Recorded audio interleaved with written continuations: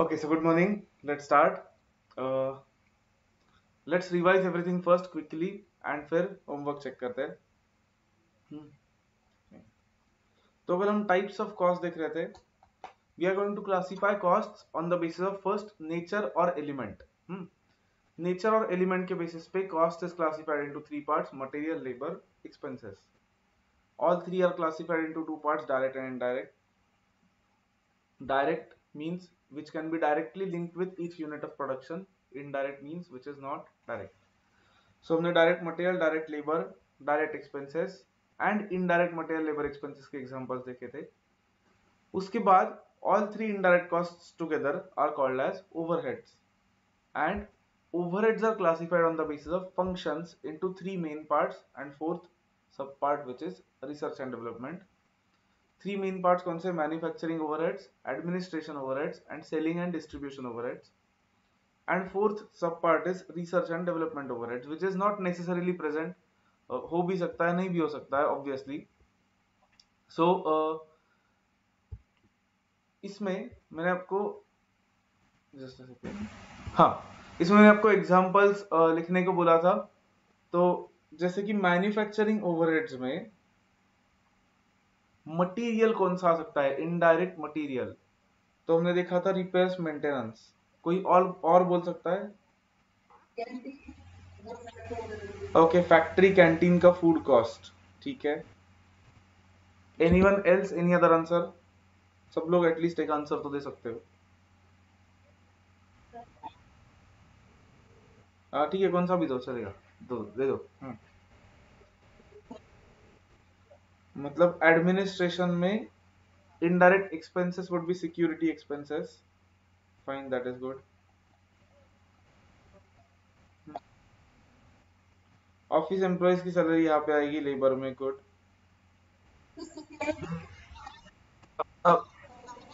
अच्छा नहीं, सिक्योरिटी देखो अल्ताफ कैसे होता है. जनरली सिक्योरिटी का डिपार्टमेंट है अगर कंपनी का, तो फिर it will indirect. But generally security ऐसे कॉन्ट्रैक्टर के थ्रू होता है विच इज जिसको हम प्रोफेशनल फीस पे करते हैं, कॉन्ट्रैक्ट चार्जेस. तो that will go in expenses. And अगर फैक्ट्री की सिक्योरिटी है तो that should go here in indirect expenses. चलो, एनीथिंग एल्स? एनीवन? इंश्योरेंस कहाँ पे आना चाहिए? कहाँ पे? Administration expenses, correct. Vishwajeet, anything? Any other example of any of the costs?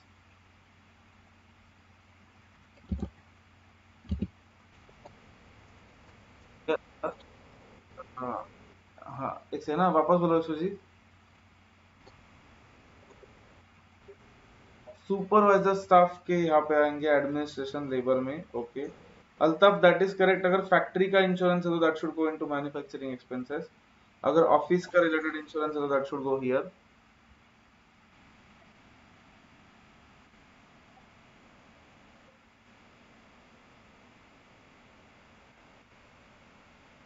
That is correct. Factory का सुपरवाइजर है तो that should go into manufacturing का labour cost.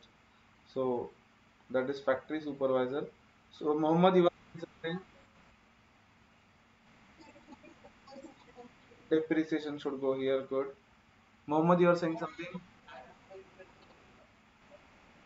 Hmm. Printing and stationery in expenses. Okay, good. Material में भी आ सकता है. हाँ, material में भी आ सकता है अगर वो स्टेशनरी मतलब कुछ परचेज कर रहे हैं तो. अगर प्रिंटिंग का वगैरह कॉस्ट है तो यहाँ पे भी आ सकता है एक्सपेंसेस में. तो it depends. That is correct.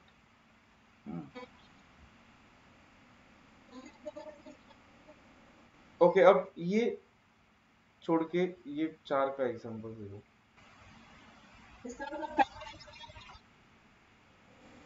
Office packaging.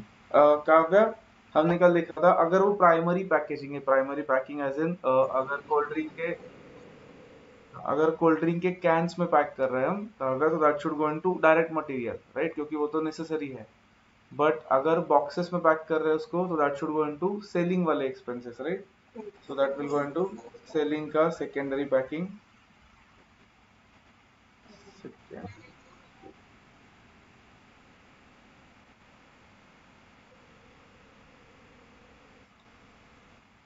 Marketing employ की salary, so sales staff salary. No, commissions will not go in labor, Altaf. Commissions will come in expenses. Advertisement expenses, good. After sales services, good.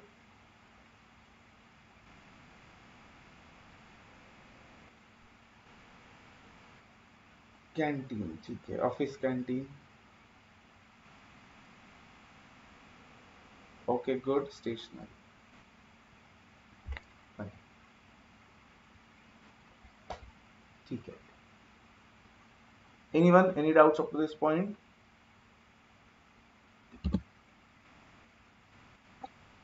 Yes, बोलो Kaka. Okay, अब transport as an example of transport inward अगर होगा काका, मतलब raw material purchase कर रहे हैं हम, तो हमने कल देखा था that should go where,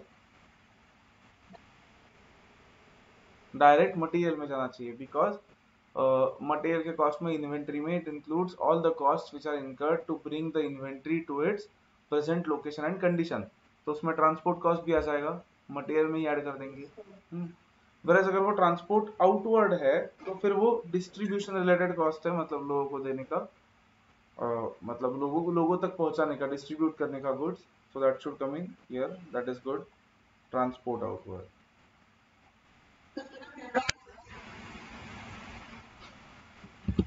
no. Okay.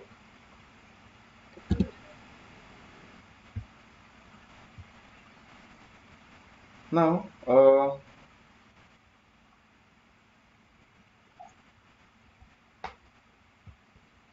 ये तो ओवरहेड्स हो गए. Again, like I said yesterday, direct and indirect does not mean important and less important. Direct and indirect does not mean variable and fixed. वैसे ही direct expense and overheads, overheads का मतलब ऐसा नहीं कि वो फिक्स्ड होंगे. Overheads can be variable also, fixed also. जैसे कि for example, concentrate carefully now, यहाँ पे जो जो खर्चा लिखा है हमने, nearly all of it except ये सेकेंडरी पैकिंग या फिर ये ट्रांसपोर्ट आउटवर्ड, थोड़ा सा ये सेल्स कमीशन, ये तीन चार छोड़ के nearly all of it is fixed. क्योंकि फिक्स मतलब नॉट वेरिएबल, कि यूनिट्स के साथ नहीं चेंज होता. नंबर ऑफ यूनिट्स बढ़े तो ये बढ़ता नहीं है जनरली. सुपरवाइजर की salary, canteen food, repair, security expenses, depreciation, this does not increase when number of units increase. तो याद रखो कि overheads does not mean fixed cost. Overheads is just indirect cost, it is not directly related to production. वो variable भी हो सकता है, वो फिक्स्ड भी हो सकता है, कैसे भी हो सकता है वो. The Okay, when we talk about costing, we always talk about short-term classification, because in long term अपने economics में सीखा है all the costs are fixed, all the costs are variable, right? Fixed cost होते ही नहीं है long term में, but costing में we are always talking from short-term point of view, because obviously हमें next month का, next year का, next quarter का cost निकालना है, not for next 10 years, next 15 years. ठीक है. तो रिमेंबर कि ये जब क्लासिफिकेशन करते हैं हम मटेरियल लेबर एक्सपेंसेस या फिर direct indirect, we are not concern with variable and non variable, we are not concern with important and less important, we are only concern with what can be linked with production directly and what can not be linked with production directly. ठीक है. तो ये examples note करके ले सकते हो, chart में आपके ऐड करो सब लोग, then will proceed to next part.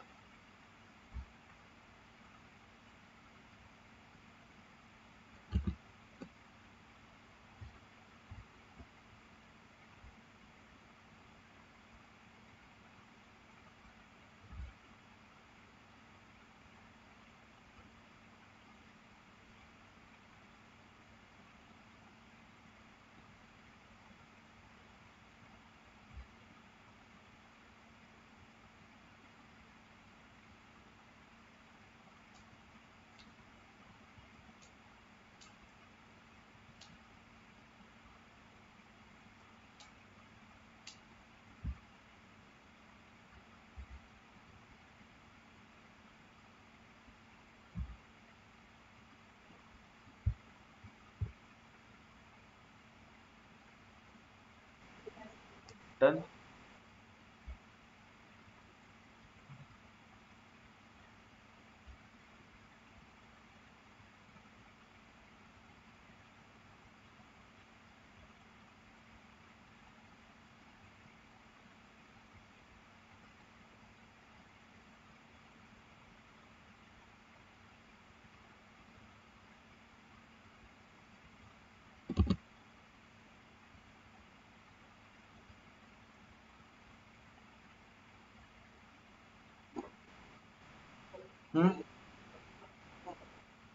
Sales commission, tell me. Sales commission मतलब किसको देते हैं जनरली? उसके बाद, अच्छा, क्या है ये, कोई बोल सकता है मुझे? Advert. अपने फुल लिखना है मतलब एग्जाम में, तो एटलीस्ट यहाँ पे कुछ भी लिखो नोटबुक में।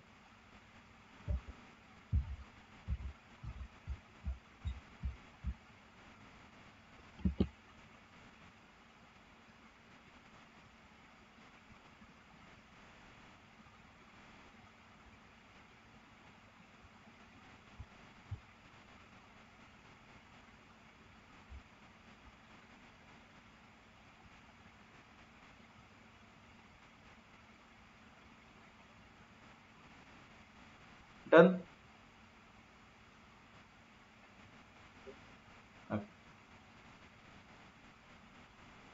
डन, ठीक है। किसी को वेट करना है तो बोलो, otherwise I am going ahead.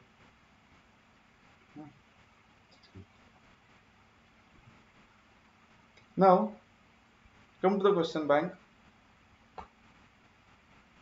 And come to question 2।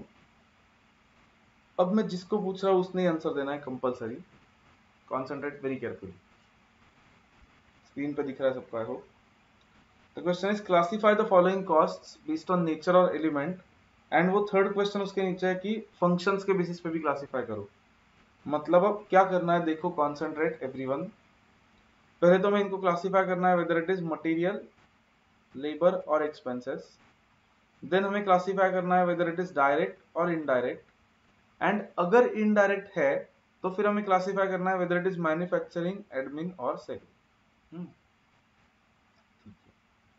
Now concentrate very carefully. जिसको पूछ रहा हूं उसने आंसर करना है। Vaibhavi, first, wood used in furniture workshop. तीनों क्लासिफिकेशंस बोलो, ये एंड ये।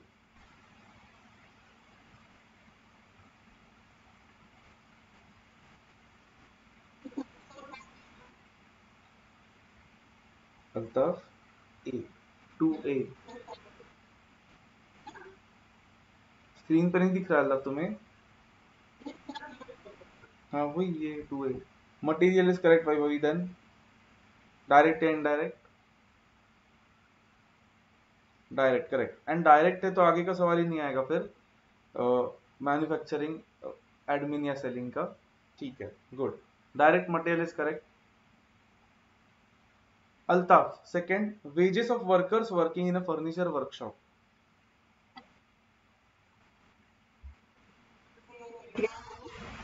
वेजेस,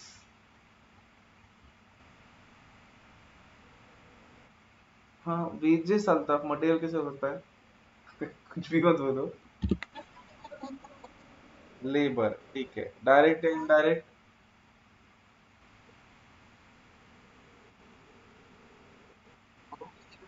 तो डायरेक्ट, करेक्ट, ठीक है। प्रगुण, third, salary of accountant of a furniture workshop. Labour, indirect. And प्रगुण, इज इट मैन्युफैक्चरिंग, एडमिन और selling? Admin, correct, good.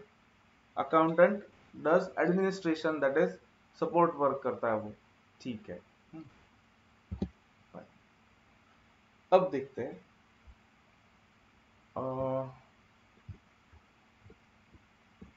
Saloni, can you tell me markers and dusters purchased for coaching classes?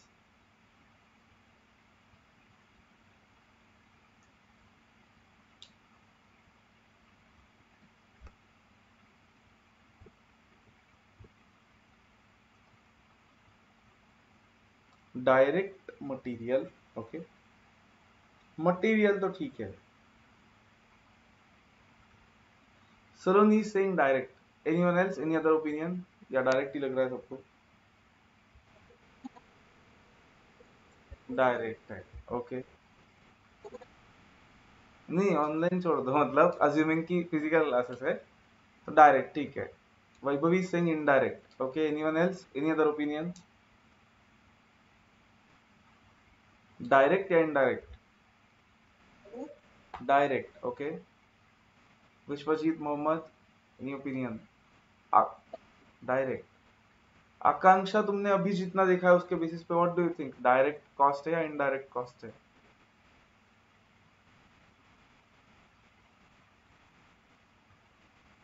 अच्छा, मतलब एक सिर्फ Vaibhavi is thinking indirect, everyone else is thinking direct शायद। Pragun? Indirect, अच्छा, दो लोग हैं इनडायरेक्ट वाली टीम। अंडरस्टैंड। कोचिंग क्लासेस के लिए हम्म हमें क्या करना है, cost should be linked with each unit of production. अब प्रोडक्शन तो नहीं होता है, बट कोचिंग क्लासेस के लिए कैन यू टेल मी हमारा कॉस्ट ऑब्जेक्ट क्या है? कॉस्ट ऑब्जेक्ट मतलब we are trying to calculate cost for each what, can I say either each batch और each student, is that correct? हम cost calculate करने का ट्राई करेंगे either each batch और ईच स्टूडेंट। मुझे बोलो, मार्कर्स एंड डस्टर्स हर एक batch या हर एक स्टूडेंट के साथ लिंक कर सकते हैं क्या? Can we link markers and dusters with each batch और ईच स्टूडेंट? नो, नहीं कर सकते, बिकॉज हाँ बेसिक है, आई एग्री, इसीलिए हमने कल देखा कि इंपॉर्टेंट या लेस इंपॉर्टेंट ऐसा क्लासिफिकेशन ही नहीं है। The classification is whether it is direct और indirect. Can I say it is not directly related to each student, मतलब हर एक 10 स्टूडेंट के लिए मुझे एक डस्टर लगता है, ऐसा है क्या क्लास में? No, right. Whatever is the number of students, markers and dusters students पे डिपेंड ही नहीं करेंगे। मार्कर्स एंड डस्टर्स कहने से टाइम पे डिपेंड करेंगे, इज दैट करेक्ट? तो इसलिए this material will be indirect not direct. अब इनडायरेक्ट, अब मैन्युफैक्चरिंग, एडमिन या सेलिंग। अब कोचिंग क्लास के केस में मैन्युफैक्चरिंग नहीं होता है, हाँ, बट उनके मेन एक्टिविटी से रिलेटेड है, so we can call it manufacturing या production related over it, but मतलब मैन्युफैक्चरिंग बोलने में कुछ पॉइंट ही नहीं है यहाँ पे।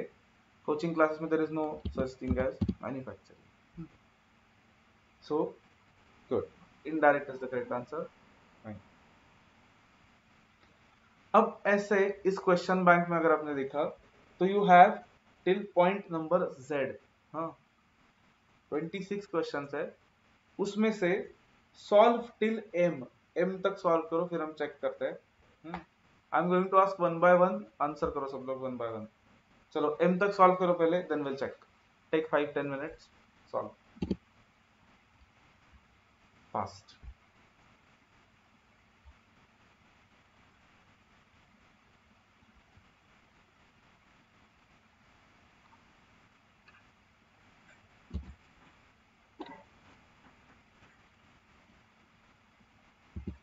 लिखो मत, मतलब लिखो नोटबुक में, नोट कर लो सर।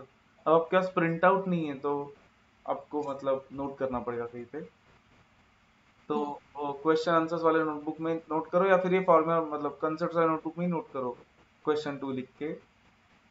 प्रिंट आउट होती तो उस पर ही कर सकते थे, लेकिन ठीक है, नोट कर लो।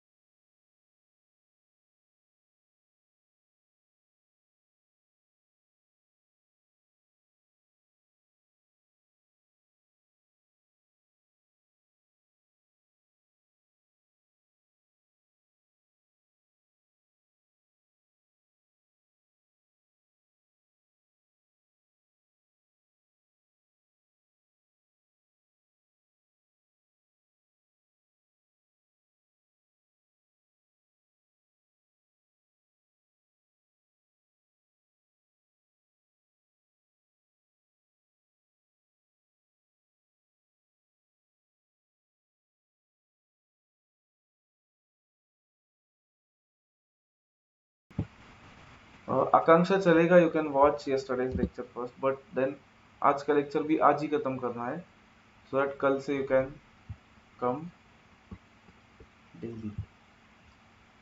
ओके, हाँ यस काव्य।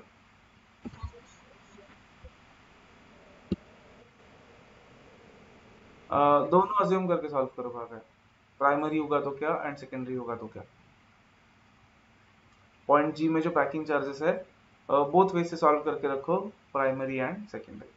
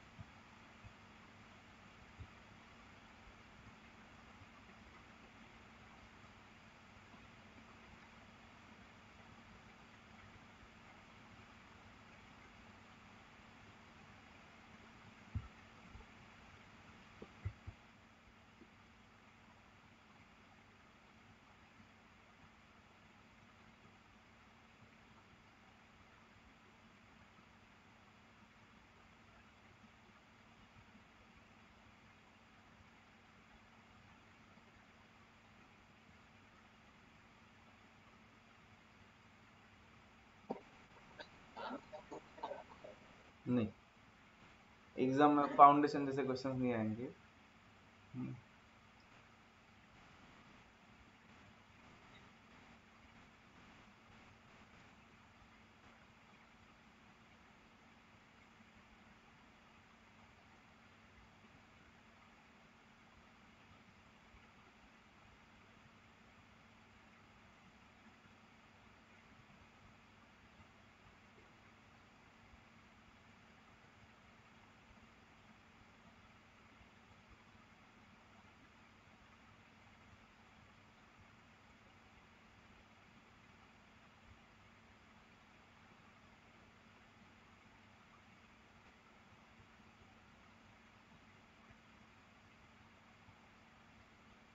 Late me know when you are done till M, सब लोग।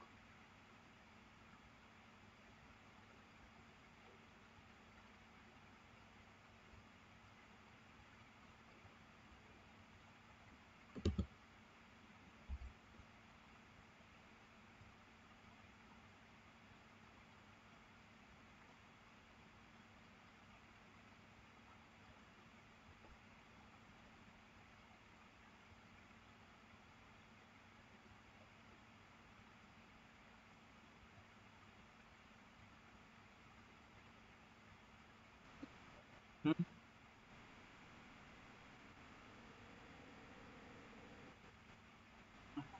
हम्म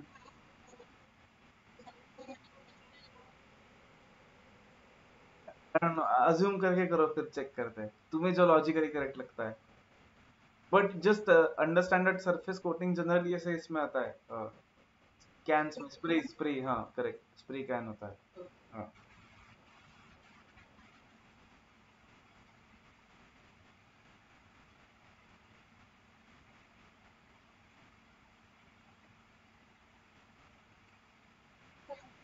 हो गया, okay. Can we check? Yes, okay okay. Mohammed, point number E. Markers and dusters purchased by a stationery shop to resell them.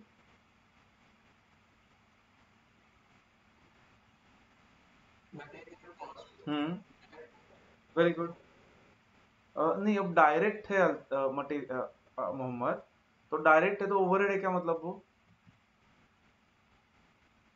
Direct material है इसका मतलब is it an overhead? Overhead मतलब क्या था? हाँ, ओवरहेड मतलब सिर्फ इनडायरेक्ट कॉस्ट, राइट? तो अगर ओवरहेड नहीं तो उसको फिर मैन्युफैक्चरिंग, एडमिन, सेलिंग में क्लासिफाई करने का क्वेश्चन ही नहीं आता, राइट?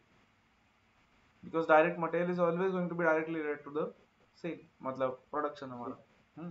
ठीक है, so direct material is correct, good. Vishwajeet, point number F, commission to selling agents. Indirect what? Material, labour या एक्सपेंस? ओके, एक्सपेंस है, इनडायरेक्ट है, तो फिर कौन से टाइप का ओवरहेड है वो? Selling overhead, very good, selling and distribution overhead, good. हाँ, यस। अब देखो, सेलिंग एजेंट जनरली बाहर के लोग होते हैं। अगर हमारे खुद के ही एम्प्लॉइज को हम कमीशन दे रहे हैं तो it is like salary, then Kavya it should go into labour, okay. But generally agents मतलब बाहर के लोग होंगे ना, हमारे एम्प्लॉइज नहीं होंगे। ठीक है, Kavya tell me, point G में पैकिंग चार्जेस अगर प्राइमरी है तो डायरेक्ट मटेरियल, गुड। एंड अगर सेकेंडरी है तो? हम्म मैंने पैकिंग चार्जेस एडमिनिस्ट्रेशन के लिए है, सेलिंग के लिए, करेक्ट। सेलिंग एंड डिस्ट्रीब्यूशन में आएगा अगर सेकेंडरी पैकिंग है तो, fine. Pragun, point number H, class notes given to students in the class.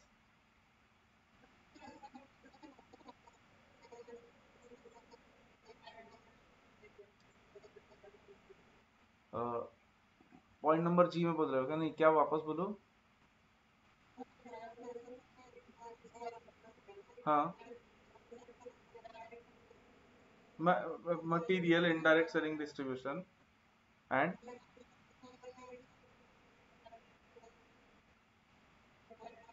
हाँ वो तो लिखा ही ना अल्ताफ हमने, मटीरियल इनडायरेक्ट है वो। हाँ, हाँ, हाँ। Pragun, point number H, class notes given to students in the class.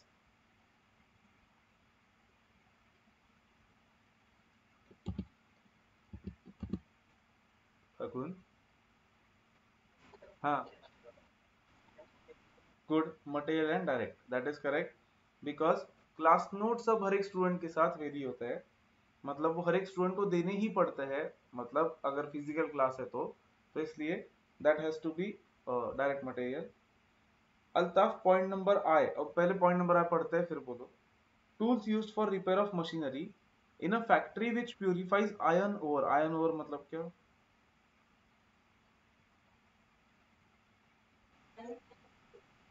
हाँ, मतलब जो माइन से आयरन निकलता है उसको प्यूरिफाई करने की फैक्ट्री है, उनके मशीन रिपेयर करने के लिए टूल्स यूज किए हैं, तो Altaf where will this go?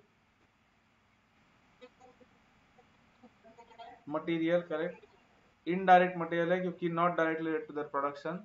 Manufacturing, admin या selling? Manufacturing.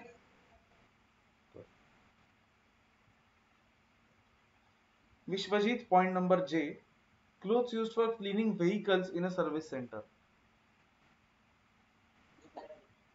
Material, indirect, good.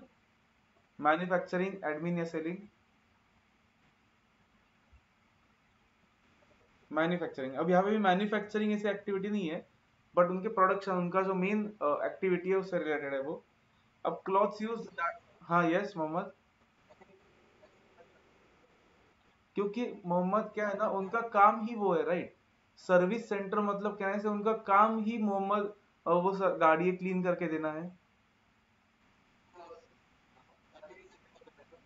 Correct है, सर्विस सेल कर रहा है, मतलब कहने से कि यहाँ पे मैन्युफैक्चरिंग नाम का एक्चुअली डिपार्टमेंट ही नहीं होगा, इज दैट करेक्ट? मतलब आइडियली फिर हमने क्लासिफाई करते वक्त, ऐसी अगर कंपनी है कोई सर्विस सेंटर, तो उसको हमने ये तीन क्लासिफिकेशन करने ही नहीं चाहिए। फिर हमने मे भी शायद ऐसा करना चाहिए कि उनकी major servicing activity, servicing activity, administration and selling, कहने से बेटर रहेगा। सेलिंग मतलब उसमें फिर एडवर्टीजमेंट एंड सेल्स प्रमोशन वगैरह आएगा, वेरा सर्विसिंग एक्टिविटी में मैन्युफैक्चरिंग रिलेटेड आएंगे फिर उसको। Correct, good.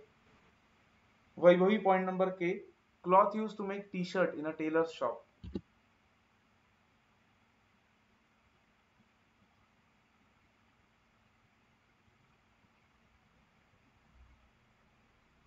Material direct, that is correct. ये तो डायरेक्ट मटेरियल है, हर एक टी शर्ट के लिए लगता ही है। ठीक है। Saloni, charges paid to warehouse owner to store goods till cell.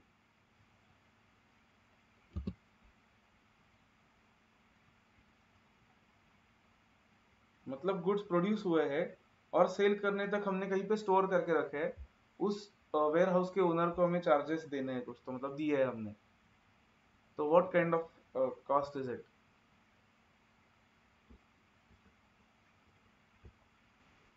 Indirect labour. अब आइडियली सलोनी लेबर नहीं है ना वो, क्योंकि उसको हम सैलरी नहीं दे रहे या वेजेस नहीं दे रहे वो वेयर हाउस ओनर को। वो वेयर हाउस ओनर को हम चार्जेस दे रहे हैं, प्रोफेशनल चार्जेस, उसके रेंट दे रहे हैं मतलब वो। तो rent should go in expenses not labour. Fine. Indirect is correct. And you are saying selling and distribution, that is correct, क्योंकि वो गुड्स ऑलरेडी प्रोड्यूस हो चुके हैं, गुड्स प्रोड्यूस हो चुके हैं ऑलरेडी, सेल तक रखे हैं, तो that is selling and distribution, not related to production. ठीक है। वो ही कैन एनीवन टेल मी, अगर ये वेयर हाउस मतलब हमारे कंपनी के अंदर ही है, फैक्ट्री के अंदर, और वहां पे हमारा रॉ मटेरियल स्टोर कर रहे हैं हम, तो फिर वो कहाँ पे जाएगा? वो भी रेंट है अगर, तो वो भी इनडायरेक्ट कॉस्ट ही है, लेकिन वो किस टाइप का ओवरहेड होगा अगर रॉ मटेरियल स्टोर कर रहे हैं तो? Manufacturing is correct, in that case it will be manufacturing. But goods still sell, मतलब वो फिनिश्ड गुड्स है, तो फिर वो सेलिंग डिस्ट्रीब्यूशन में जाएगा। ठीक है। Kavya, point number M, surface coating used for cleaning vehicles in a service centre. Direct material. Altaf, यही आएगा तुम्हारा? डायरेक्ट मटेरियल है, क्योंकि नहीं डायरेक्ट होगा वो, क्योंकि सरफेस कोटिंग मतलब क्या, अगेन उनका काम ही वही है कि हाँ, फिर वाई इनडायरेक्ट? सकते हैं ना, पर व्हीकल भी कर सकते हैं ना, वाई नॉट? अगर हमारे पास एक कैन है तो वो खत्म हुआ दिख रहा है हमें पर व्हीकल कितना खर्च हो रहा है, right? We can link the amount with each vehicle, we can link the amount with each assignment. Still अगर बीच में खत्म हुआ अल्ताफ, ऐसा है क्या सिर्फ कि एक पैकेट खत्म हुआ और दूसरा लगा इसलिए वो इनडायरेक्ट है, ऐसा है क्या? अब क्यों नहीं एग्जैक्ट राउंड क्यों नहीं कर सकते? अगर हमारे पास एक कैन है, मतलब अल्ताफ फिर इस लॉजिक से, अगर हमारा कोई रॉ मटेरियल लिक्विड है तो उसको इनडायरेक्ट में ही डालना पड़ेगा हमेशा, है ना?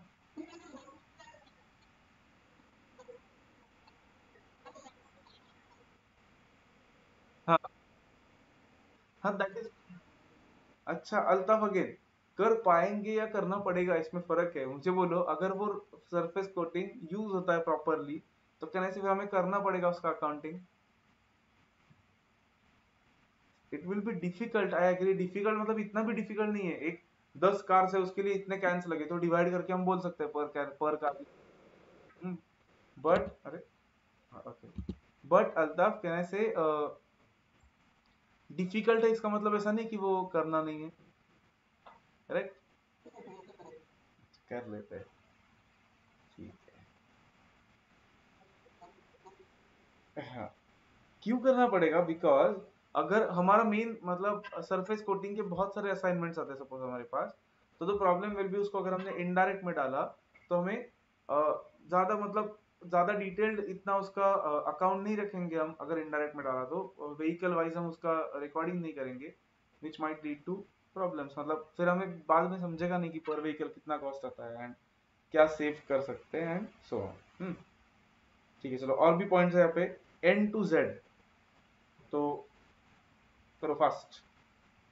अब तक होना चाहिए था।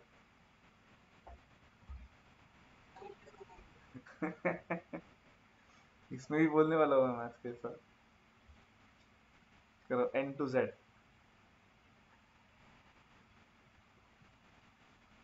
एन टू जेड सब कर लो, फिर एक साथ वापस चेक करते हैं।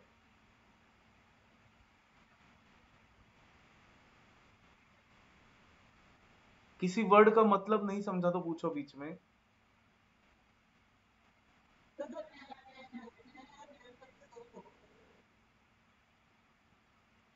हाँ हाँ, वो भी लिक्विड है, करेक्ट है।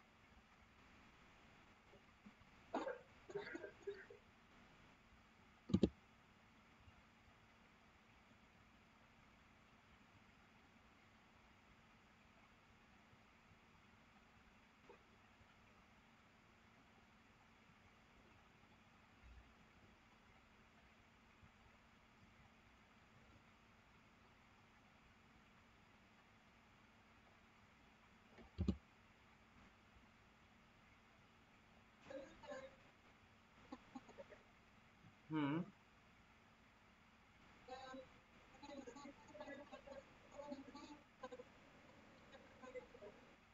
मशीन प्रोडक्शन के लिए यूज कर, रिपेयर मतलब, हाँ मतलब उस पे कुछ अगर मशीन्स कोई डेंजरस है तो उस पे पेंट कर, मतलब उस पे लिखना नेसेसरी होता है लॉ से कि उसका रिस्क जो है वो लिख लो उस पे, तो वैसे लिखा है कि इस मशीन में रिस्क है थोड़ा सा रेडिएशन के एक्सपोजर का।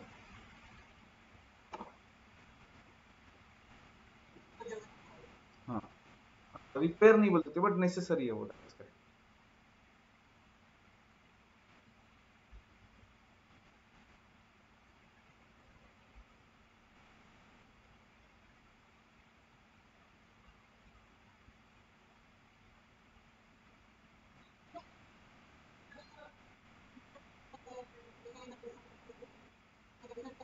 नो नो नो, ऐसा नहीं है कि यूज नहीं कर सकते, बट इनफैक्ट अगर यूज भी नहीं कर सकते तो भी कुछ प्रॉब्लम नहीं आता, ठीक है। अगर उसके अलावा मशीन यूज नहीं कर सकते तो भी इट इज, मतलब तुम अकाउंटिंग पॉइंट ऑफ व्यू सोच रहे हो तो फिर वो कैपिटलाइज होना चाहिए, ऐसा बोल रहे हो तुम, राइट? अगर इंस्टॉलेशन के साथ करना है तो हाँ, but it is not like that. ऐसा भी तो हो सकता है कि वो पहले लिखा था वो गया इसलिए हम वापस प्रिंट करके लिया हमने। हाँ,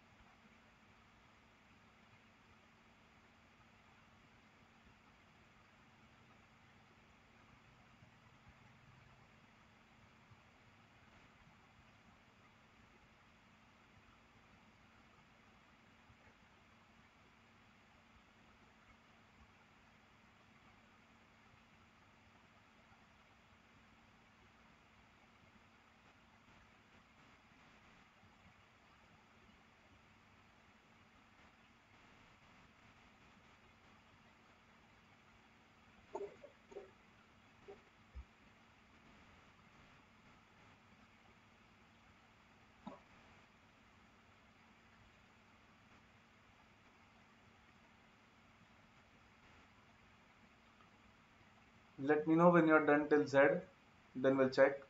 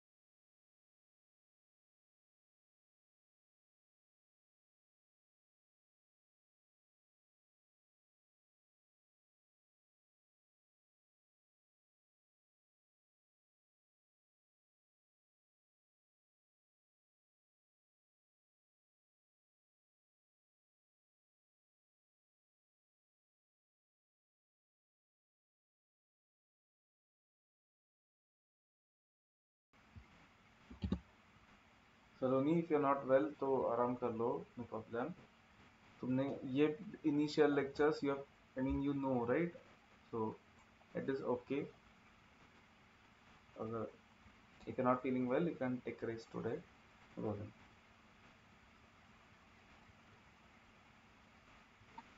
Done. Okay,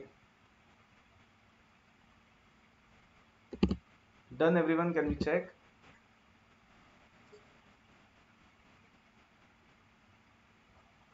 Okay, फिर Vishwajeet N, color used by contractor who paints houses. Direct material is correct. किसी का और कुछ आया तो बोलो. हाँ मुझे ठीक है. Mohammed, rent for factory.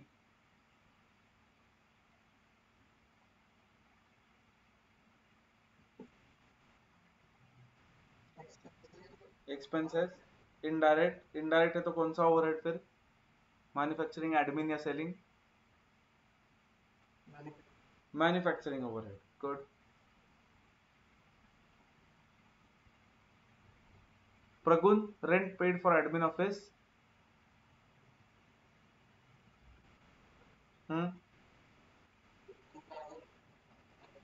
Expense है, इनडायरेक्ट है, एडमिनिस्ट्रेटिव ओवरहेड है. करेक्ट. ठीक है. Altaf, colour used in a factory to paint radiation exposure risk on machines.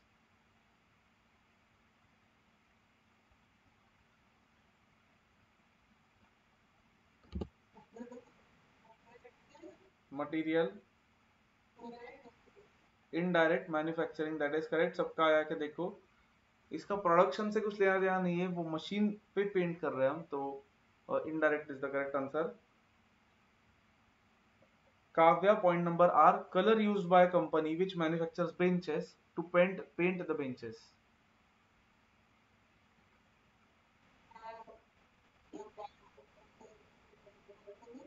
Okay, but Kavya देखो, अगर उनका काम ये बेंचेस मैन्युफैक्चर करना, तो कैन आई से वो बेंच कंप्लीट नहीं होगा टिल इट इज पेंटेड.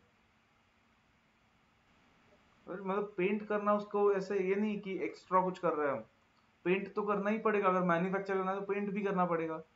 तो कैन आई से वो जो कलर यूज कर रहे हैं हम पेंटिंग के लिए, can I say that is directly related to the production.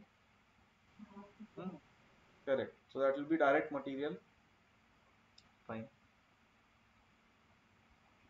Point number S तो कुछ भी है, मैं ही बोलता हूँ. वो लेबर है, इनडायरेक्ट है, मैन्युफैक्चरिंग है, वो तो पता है, हमने कल देखा है सुपरवाइजर. ठीक है. वही lubricants put into machines which are regularly used in production.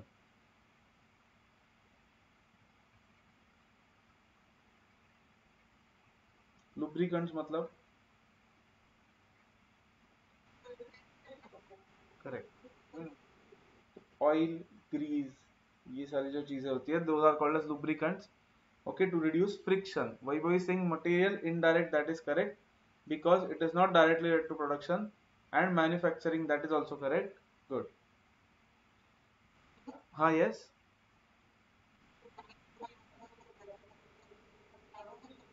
हाँ, but that is correct, उसके बिना काम नहीं चलेगा. But again, direct and indirect does not mean important and less important. Kavya, direct means it should be directly relatable to each unit of production. अब मुझे बोलो, machine में जो ऑयल डालते हैं हम, वो हर एक यूनिट ऑफ प्रोडक्शन के साथ लिंक हो सकता है क्या? नहीं, राइट. इसीलिए इट विल बी इनडायरेक्ट. ठीक है. Saloni, point number U, food material purchased by canteen staff for workers in a large factory.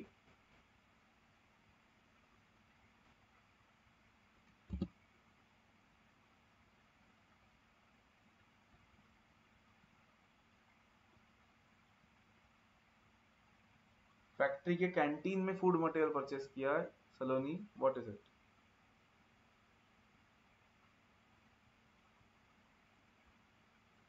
Indirect material, that is correct. And which one? Which overhead? Manufacturing, admin or selling? Manufacturing overhead, that is correct, because it is in factory. Fine. Again, Vishwajit, point number V, food material purchased by a restaurant. Direct material, that is correct. Again, Mohammed, royalty paid by a company, foreign royalty paid to a foreign company to make certain engine which is patented by that company. Correct. Direct expenses, हमने कल direct expenses के example में तीन चार ही देखे थे, one of which was royalty. ठीक है. Pragun, delivery cost to deliver televisions sold by a service centre to customers door steps.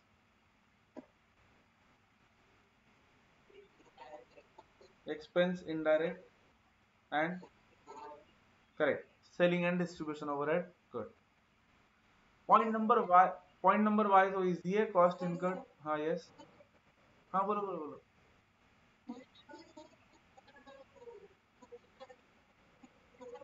हाँ हाँ हाँ हाँ. नहीं, सर्विस सेंटर का काम डिलीवरी का नहीं होता है मेन. सर्विस सेंटर का काम क्या होगा मेन?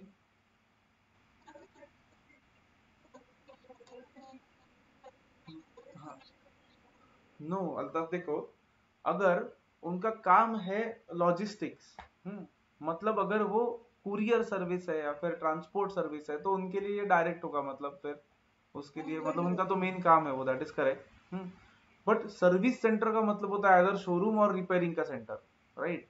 तो उनका मेन काम डिलीवरी नहीं होता है. हम्म, तो इसलिए वो सेलिंग में आएगा उनके केस में, selling and distribution overhead. But that is perfectly correct कि अगर ये लॉजिस्टिक सर्विस है, मतलब ट्रांसपोर्ट सर्विस या कुरियर सर्विस, तो उसके केस में क्लासिफिकेशन विल नॉट, मतलब इनडायरेक्ट में नहीं आएगा, फिर उनका वो काम ही है मेन, डिलीवरी करना वही उनका काम है. फाइन. पॉइंट नंबर वाई तो ठीक है, cost incurred to bring about radical technological change, that means some major technological change in the existing product. मतलब एकदम मेजर चेंज कर रहे हैं हम कुछ प्रोडक्ट में, नया इनोवेशन कर रहे हैं कुछ, that will go into research and development overheads. क्यों इसको अलग से लिखा है? क्योंकि अगर ऐसा हम बहुत बड़ा कुछ रिसर्च कॉस्ट इनकर कर रहे हैं तो कैन आई से अकाउंटिंग पॉइंट ऑफ व्यू से it is a capital expenditure.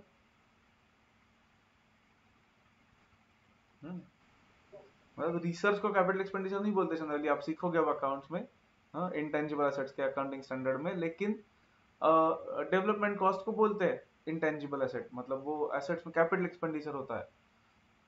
But costing point of view से ये जो मतलब ये जो ऐसा रेडिकल टेक्नोलॉजिकल चेंज का कॉस्ट हम इनकर कर रहे हैं, वो हम एक साल में नहीं ले सकते directly, because that makes no sense.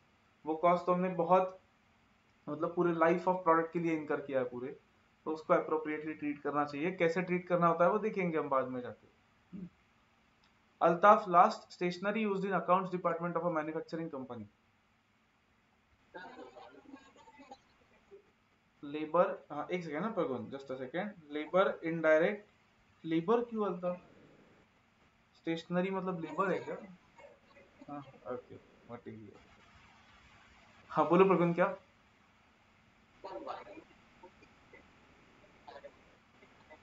Indirect expense है, बट वो रिसर्च डेवलपमेंट है, that is it is not related to manufacturing directly, not related to admin और सेलिंग.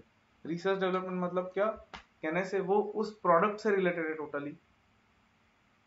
तो उसको ट्रीट कैसे करना है वो देखेंगे हम बाद में. हाँ यस काका.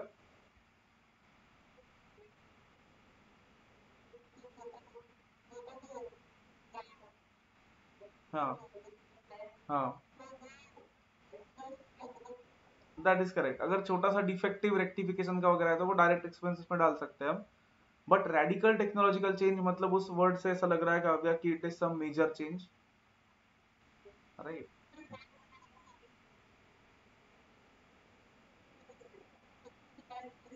दैट इज करेक्ट, बट होता कैसे प्रैक्टिकली, द प्रॉब्लम इज जब हम, मतलब ये आप इंटेंजिबल एसेट के अकाउंटिंग स्टैंडर्ड में सीखोगे कि जब आप रिसर्च करते हो तो आपको पता होता है क्या कि whether that research is going to be successful और नॉट.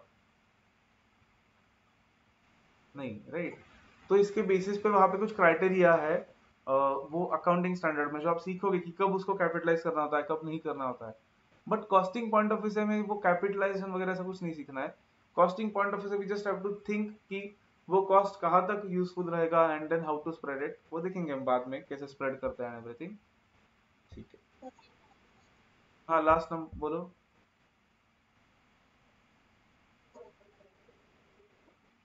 लेकिन वो मैन्युफैक्चरिंग कंपनी के अकाउंट्स डिपार्टमेंट में यूज किए स्टेशनरी का अगर, तो फिर वो कहाँ पे आना चाहिए? हाँ वही वही, तुम्हें भी सेम डाउट है। देखो मैन्युफैक्चरिंग के फैक्ट्री में अगर स्टेशनरी यूज की तो दैट इज करेक्ट, फिर वो वहां पे जाएगा मैन्युफैक्चरिंग में। लेकिन अकाउंट्स डिपार्टमेंट में स्टेशनरी यूज कर रहे हो, वो तो एडमिन में जाना चाहिए ना। ओके, और एक चीज, अगर स्टेशनरी के जैसा खर्चा है, स्टेशनरी है, कैन आई से उसको मटेरियल नहीं ट्रीट किया तो भी चलेगा, एक्सपेंस में डाला तो भी चलेगा, because it is not that इतना मेजर नहीं हो मटेरियल, राइट?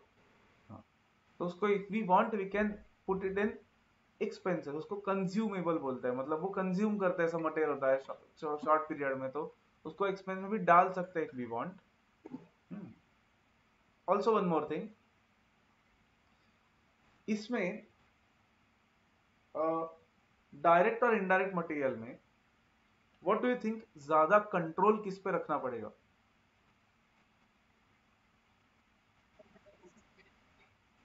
कौन से कॉस्ट पे ज्यादा कंट्रोल रखना पड़ेगा? कंट्रोल एज इन ज्यादा उसका केयरफुली अकाउंटिंग करना पड़ेगा and will have to keep a watch on it. But direct या इनडायरेक्ट मतलब? नहीं नहीं, डायरेक्ट करेक्ट, क्योंकि डायरेक्ट मटेरियल जो है वो हमारे प्रोडक्शन के साथ चेंज होने वाला है, तो उसके हमें डिटेल्ड रिकॉर्ड्स रखने पड़ेंगे, कितना आया कितना गया एंड सो ऑन। मुझे बोलो क्लीनिंग मटेरियल का ऐसा रिकॉर्ड रखेंगे क्या हम, या रिपेयर्स मेंटेनेंस के टूल्स का? No, right? तो मतलब डायरेक्ट मटेरियल पे ज्यादा कंट्रोल लगेगा हमें।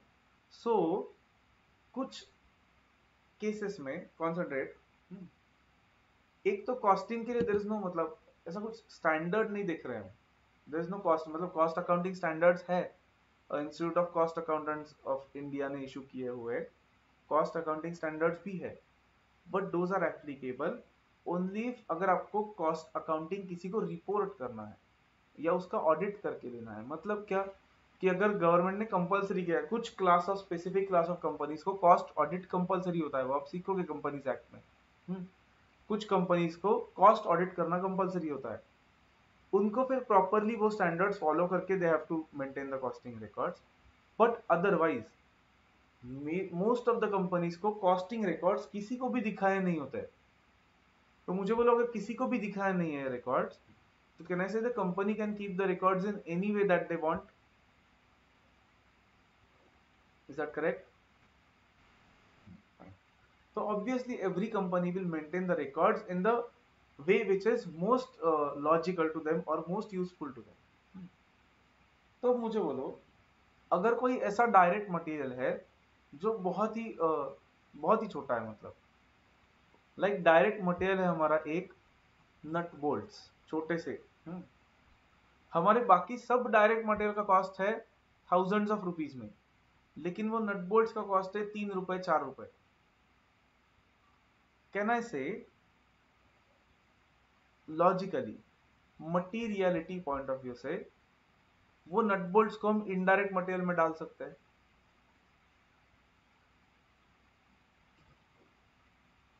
Is that correct?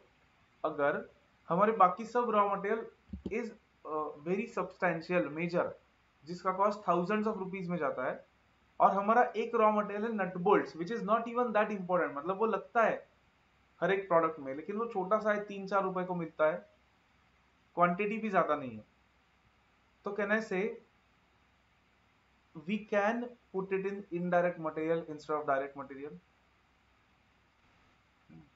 क्या फायदा होगा उससे? थोड़ा कम कंट्रोल रखना पड़ेगा ना उस पर, क्योंकि डायरेक्ट मटेरियल पे हमें एक एक यूनिट प्रॉपरली मेंटेन करना पड़ेगा उसका रिकॉर्ड, जो इनडायरेक्ट मटेरियल में नहीं करना पड़ेगा। सो कॉस्टिंग में this freedom is always there, कि अगर आपको नहीं लग रहा है वो मटेरियल, तो it is okay, put it in indirect, but obviously that should not affect your costing records, मतलब आपका डिसीजन मेकिंग को या आपके प्राइस को, कॉस्ट को इम्पैक्ट नहीं होना चाहिए इसकी वजह से। ठीक है, Any doubt up to this point, anyone?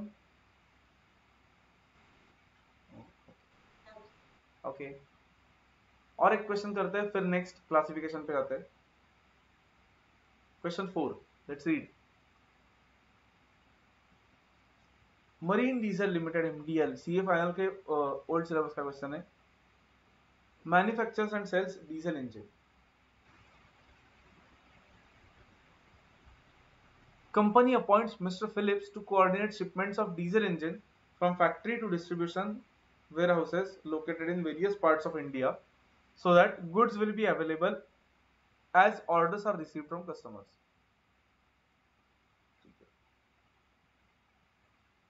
MDL is unsure how to classify his annual salary of 6 lakhs in its cost records.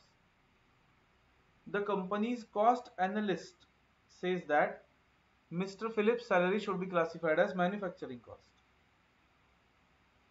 Then finance controller says that it should be classified as selling cost.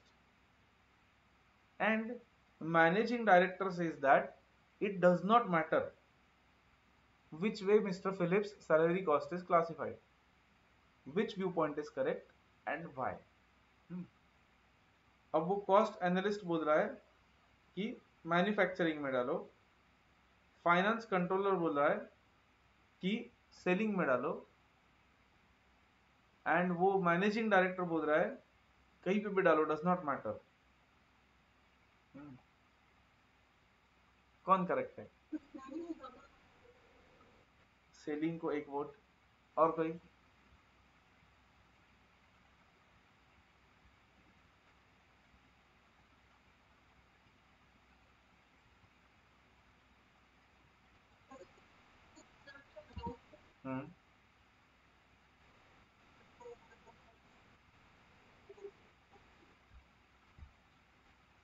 Any other votes? Manufacturing, selling, does not matter.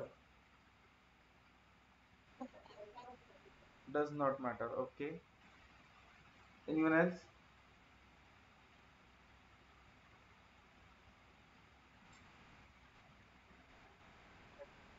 क्या?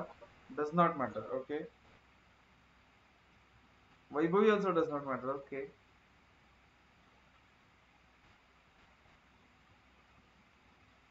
Vishwajit, Mohammad, Saloni. Selling. Okay.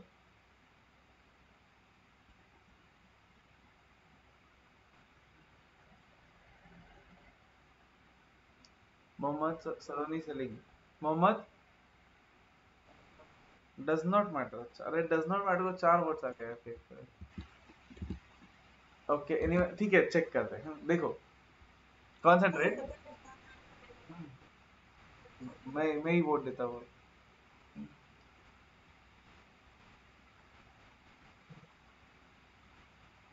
Selling would be the more appropriate classification.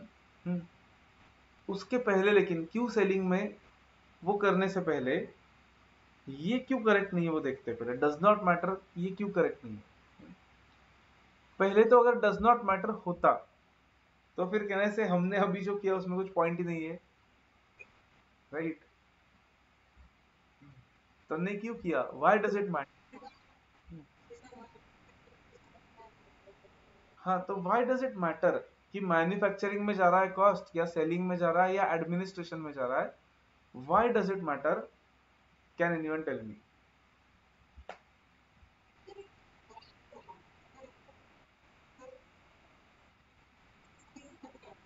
नहीं नहीं, ये correct है अल्ताफ कि मतलब वो इसलिए selling में आना चाहिए, बट द पॉइंट इज वो बोल रहा है, मैनेजिंग डायरेक्टर बोल रहा है, और ये सारे 4 लोग बोल रहे हैं कि डज नॉट मैटर. तो my point is why does it matter? ठीक है, आई एग्री, गुड्स प्रोड्यूस होने में उसका कुछ हाथ नहीं है, but why does it matter कि वो मैन्युफैक्चरिंग में डाला है, सेलिंग में डाला? नहीं अल्ताफ, तुम्हें क्वेश्चन ही नहीं समझ रहा है. क्वेश्चन इज नॉट क्यों क्लासिफाई करना है. क्वेश्चन इज ये मैन्युफैक्चरिंग सेलिंग ऐसा बाइफरकेशन ही क्यों किया है हमने? व्हाई डज इट मैटर कि कॉस्ट को सेलिंग में डाला, मैन्युफैक्चरिंग में डाला? क्या फर्क पड़ने वाला है? तो ठीक है, किस पार्ट पे जा रहा है, मे बी हम कुछ और समरी भी कर सकते हैं उसकी. व्हाई डज इट मैटर कि उसको कॉस्ट रिकॉर्ड्स में मैन्युफैक्चरिंग में ही डाला है, सेलिंग में ही डाला है? ओके सो ठीक है, अल्ताफ इज सेइंग कि मैन्युफैक्चरिंग का कॉस्ट अलग से समझेगा, सेलिंग का कॉस्ट अलग से समझेगा। व्हाई? क्या होगा अलग से समझ के?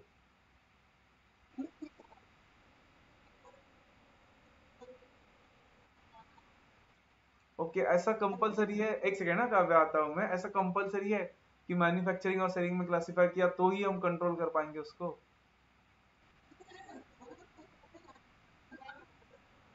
अच्छा, but then is it necessary Altaf कि मैन्युफैक्चरिंग और सेलिंग में ही क्लासिफाई करना है?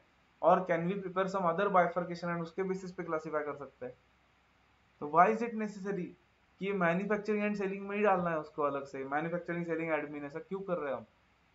हाँ काव्या, एनीथिंग? ओके व्हाई हम बोल रहे हो मेजर हेड से? ऐसा किसने कब बोला कि वो मेजर हेड ऐसे ही डालो?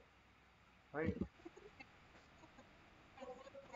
अच्छा, हाँ वही तो, क्यों ऑब्जर्व किया फिर, क्यों ऑब्जर्व किया ऐसे कि ये तीन जगह ऐसे ही क्लासिफाई करना है, मैन्युफैक्चरिंग और एडमिन और सेलिंग?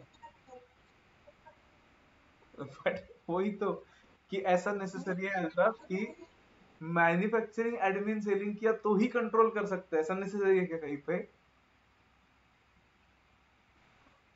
नहीं right. See the question is एकदम बेसिक फंडामेंटल क्वेश्चन है कि क्यों कर रहे हैं हम ये सब, why are we classifying like this? ठीक है आई एग्री, एक पॉइंट परफेक्ट है, तुम्हारा एक पॉइंट परफेक्ट है कि उस पर कंट्रोल रख सकते हैं हम, फिर मैन्युफैक्चरिंग कॉस्ट पे अलग से, सेलिंग कॉस्ट पे अलग से, एडमिन कॉस्ट पे अलग से। But this is not sufficient, क्योंकि मतलब ये रीजन सफिशिएंट नहीं है, राइट? बट स्टिल अगेन वो फर्म भी इस तीन बेसिस पे क्यों कर रहा है फिर? That is my question. तो सब लोग क्यों इन तीन बेसिस पे कर रहे हैं, सब लोग ही कुछ अलग बेसिस पे क्यों नहीं कर रहे? See the question you are not understanding is, Altaf the question is एकदम फंडामेंटल कि ऐसा ही क्यों क्लासिफिकेशन करना है उसका। वो बोल रहा है कि इट डज नॉट मैटर, वो बोल रहा है कि वैसे भी पी एंड एल में उतना ही प्रॉफिट आने वाला है। तो ठीक है, कंट्रोल के बेसिस पे एग्री, मैन्युफैक्चरिंग में डाला और सेलिंग में डाला तो कंट्रोल रख सकते हैं उस पर अलग से। बट देन वाई, मतलब इतना ठीक है ना, 6 लाख का पता है हमें उसकी सैलरी, तो why how does it matter manufacturing में डाला या सेलिंग में डाला? Okay Kavya, you were saying something, tell मी।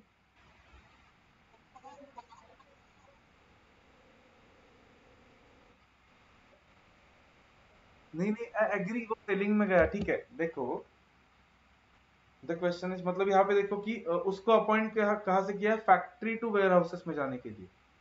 मतलब आपका पॉइंट एकदम सही है कि गुड्स फिनिश होने के बाद उसका काम स्टार्ट होता है, तो सेलिंग में ही जाना चाहिए, मैन्युफैक्चरिंग में नहीं जाना चाहिए। वो किसी ने आंसर भी नहीं किया मैन्युफैक्चरिंग में से। बट फिर एमडी क्यों रॉन्ग है, managing director, why is he wrong? एक पॉइंट अल्ताफ का इज परफेक्टली करेक्ट कि अगर हमने मैन्युफैक्चरिंग और सेलिंग में बायफर्केट किया तो हम अच्छे से कंट्रोल रख सकते हैं उस कॉस्ट पे। तो इसलिए इट मैटर्स कि हम मैन्युफैक्चरिंग में डाल रहे हैं या सेलिंग में डाल रहे हैं, ठीक है। But then it is not necessary ना कि मैन्युफैक्चरिंग सेलिंग में डालना चाहिए, कुछ अलग भी तो क्लासिफिकेशन कर सकते हैं। तो is there any other reason कि ये मैटर करता है, मैन्युफैक्चरिंग में जा रहा है या सेलिंग में जा रहा है? आपने कहीं पे तो सीखा है ये reason? Is there any other reason जिसके वजह से ये मैटर करता है कि वो मैन्युफैक्चरिंग में जा रहा है या सेलिंग में जा रहा है?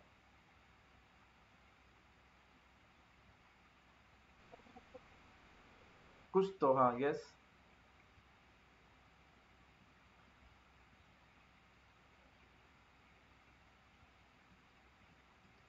सी हमारा मतलब वो कॉस्ट को कहाँ पे डाला उसके वजह से वैसे पी एंड एल के डेबिट साइड को तो कुछ इम्पैक्ट नहीं होने वाला है, वो तो एक्सपेंस उतना ही रहने वाला है, सिर्फ ऊपर नीचे कर रहे हैं हम उसको।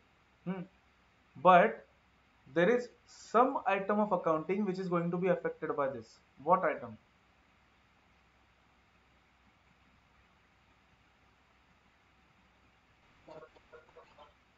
वेरी गुड, प्रोडक्ट का कॉस्ट अफेक्ट होगा बिकॉज प्रोडक्ट के कॉस्ट में मतलब इन्वेंट्री, मतलब स्टॉक वैल्यूएशन करते वक्त जब हम क्लोजिंग स्टॉक का वैल्यू निकालेंगे तो आइडियली उसमें मैन्युफैक्चरिंग कॉस्ट आना चाहिए, सेलिंग कॉस्ट आना चाहिए, दोनों आने चाहिए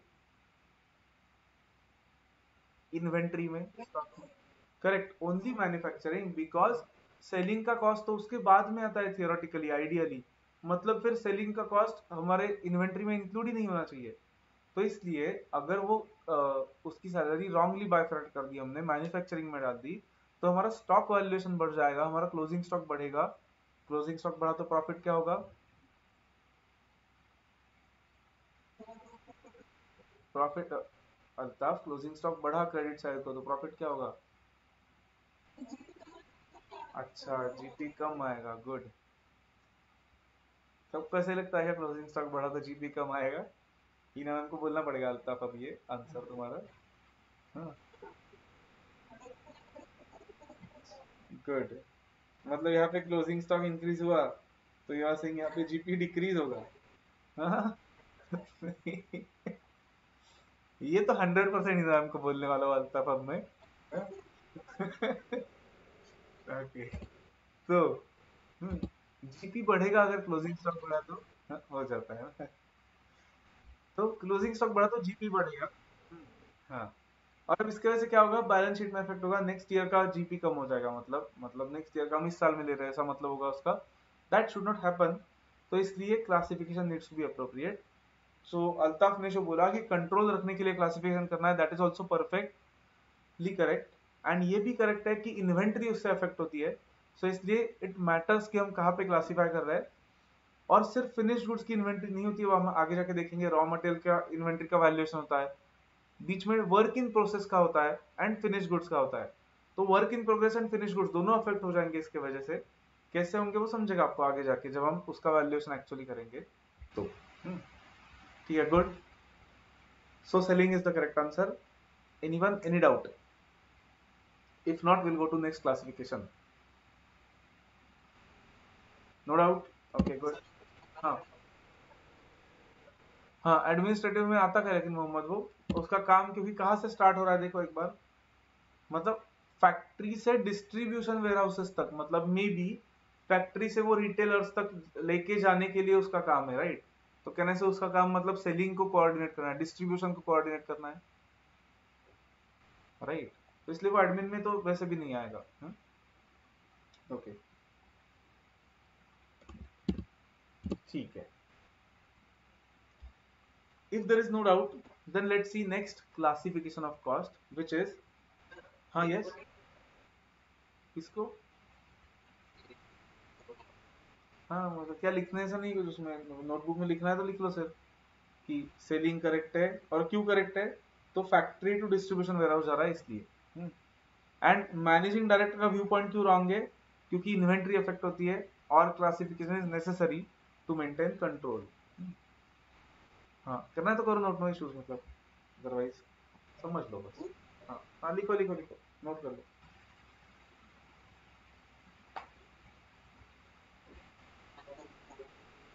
तुम ही बोलो क्या है। Why selling? वाई सेलिंग बोलो। मैन्युफैक्चरिंग क्यों नहीं, सेलिंग क्यों?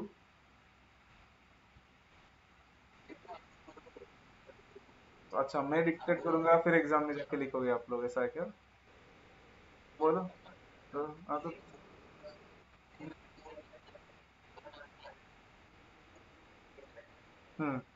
and then why are we treating it as selling in this case?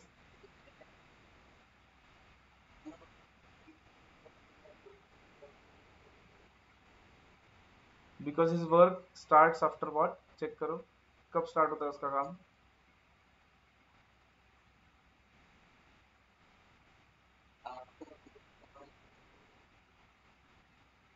No, to transport goods from factory to warehouses, right?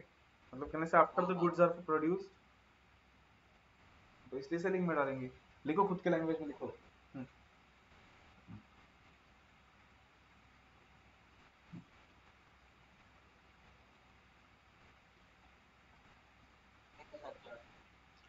Okay, fine. Costing में all the comments and suggestions you have to write in your own language. इसे मैं dictate तो नहीं करने वाला हूँ। So now concentrate. अब let's go to third basis of classification, which is classification on the basis of variability.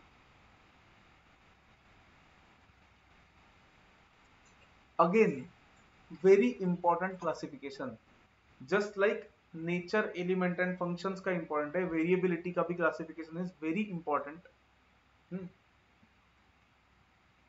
For calculations. तो ठीक है, दो इसके बेसिस तो आपने ऑलरेडी देखे हैं, मतलब उसमें कुछ ज्यादा नहीं है। Let's start with first, which is fixed cost.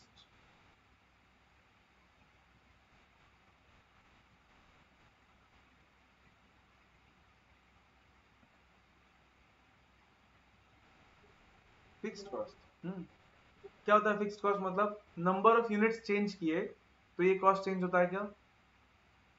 No. So how can we define it? Cost which does not change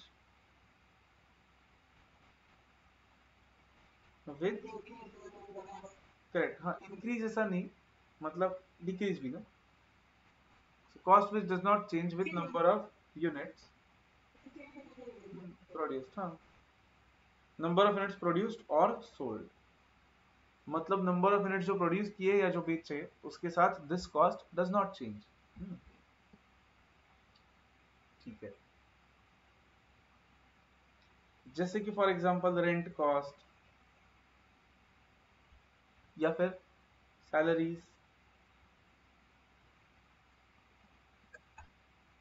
anything else?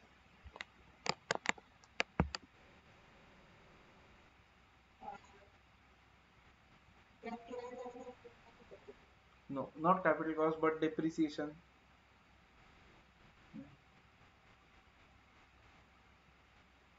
अरे फिक्स्ड कॉस्ट और क्या?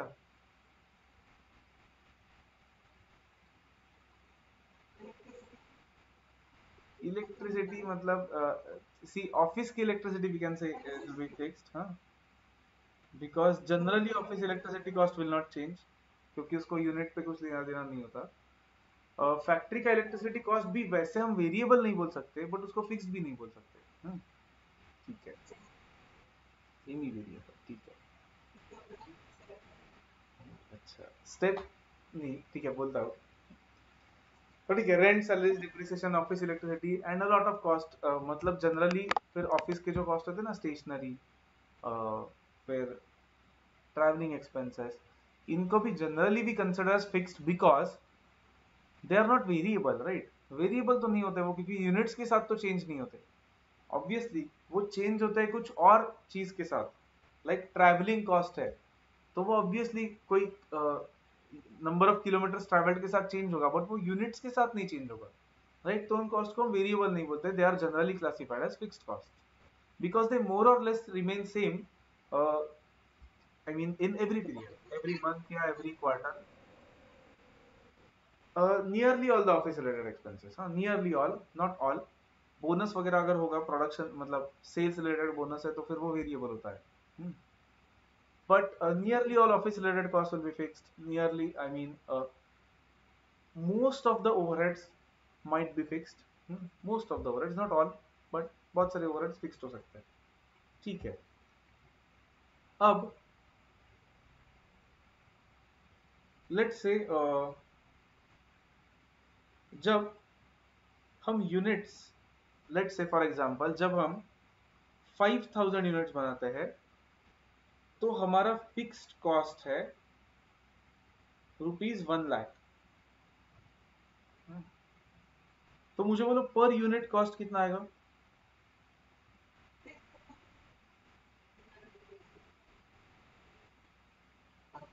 20, राइट, ₹20 पर यूनिट।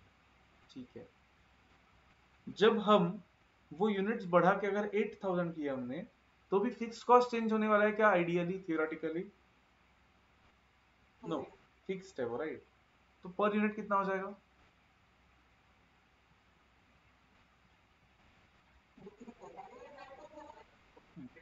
कितना? 15। ठीक है, 15 हो रहा है, fine. No Altaf, straight line आएगा वो। हम्म, हाँ, एवरेज का, हाँ, फाइन। सो अगर हमने फिक्स्ड कॉस्ट को टोटल बेसिस पे देखा तो can I say it is remaining same? Whereas पर यूनिट बेसिस पे वो चेंज हो रहा है। तो फिक्स्ड कॉस्ट को आइडेंटिफाई करने के लिए this is one of the very useful points कि it remains same it remains same on total basis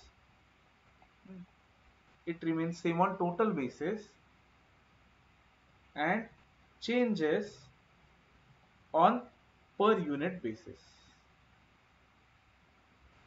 okay तो ये नोट कर लो। 12.5 है क्या? अच्छा, आपने बोला मैंने लिखा। मैथ्स नहीं है तो कुछ भी बोलोगे ना, मतलब डिवाइड करके। ठीक है, जस्ट ये नोट करो। ये पॉइंट इंपॉर्टेंट क्यों है? क्योंकि क्वेश्चंस में एग्जाम पॉइंट ऑफ व्यू से जब हमें कोई कॉस्ट दिखता है तो it is important to identify कि वो वेरिएबल है या फिक्स्ड है, सो दैट हम कैलकुलेशंस कर पाए आगे। तो फिक्स्ड है तो आइडेंटिफाई कैसे करना है उसको? It should remain same on total basis. मतलब अगर आपने 2-3 लेवल्स पे देखा तो अगर वो सेम रह रहा है तो that is fixed exam point of view से। एंड अगर वो चेंज हो रहा है तो इसका मतलब वो फिक्स नहीं है फिर, सॉरी मतलब चेंज हो रहा है टोटल बेसिस पे तो इसका मतलब फिक्स नहीं है फिर। एंड पर यूनिट दिया है तो भी समझ सकता है कि फिर टोटल करके देखो अगर वो सेम रह रहा है तो that is fixed. So this is an important point from exam point of view, ये जस्ट नोट कर लो। एंड लॉजिकली अब ये तो कोई बता सकता है शायद, अगर मैंने ऐसा ग्राफ प्लॉट किया where I plot units here, cost here, तो मुझे बोलो आइडियली टेक्निकली रेंट है सपोज, तो कहने से 0 यूनिट्स प्रोड्यूस किए तो भी फिक्स्ड कॉस्ट लगेगा। तो it will start from some point, मतलब 0 यूनिट्स के लिए भी कुछ ना कुछ कॉस्ट होगा। एंड कैसा लाइन ड्रॉ करना चाहिए फिर मैंने? parallel to x axis, correct? So whatever is the number of units, fixed cost line will be constant, मतलब fixed cost will be constant। हाँ हाँ, ग्राफ भी ड्रॉ कर लो छोटा सा वहां पे पेन से ही।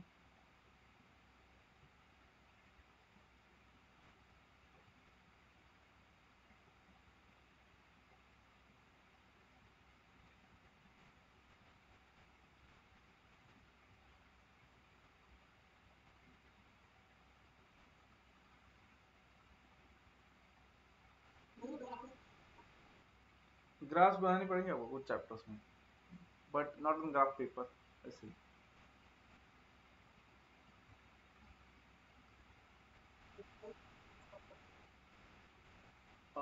वही मतलब कॉस्ट के ग्राफ्स बनाएंगे, कॉस्ट कर्व्स वगैरह ही बनाएंगे हम, बट नॉट वो लॉन्ग रन वाले नहीं, शॉर्ट रन।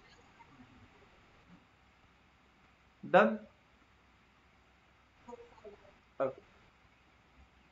नाउ कॉन्सेंट्रेट, हमने बोला है कि इट रिमेन्स सेम ऑन, मतलब वो बोला cost which does not change with number of units produced,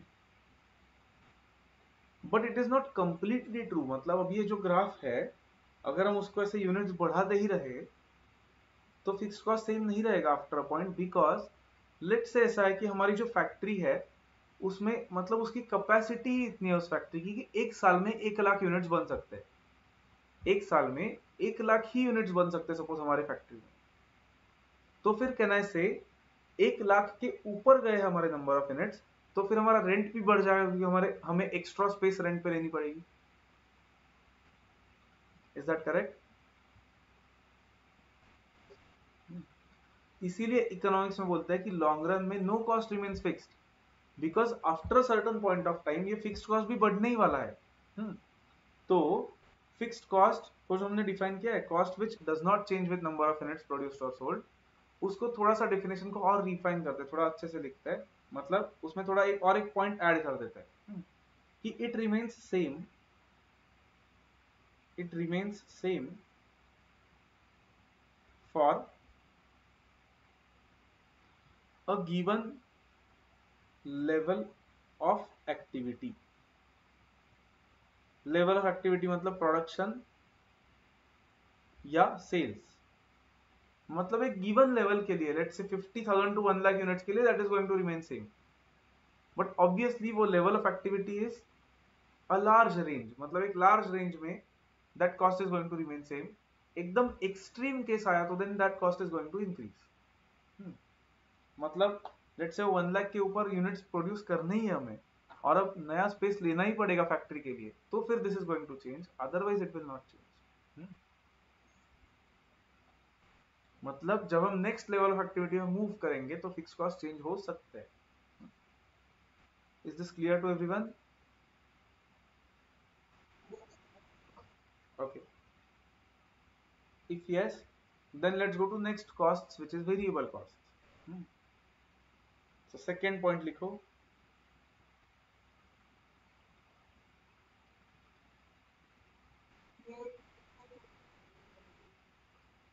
costing है क्या तुम्हें कॉलेज में?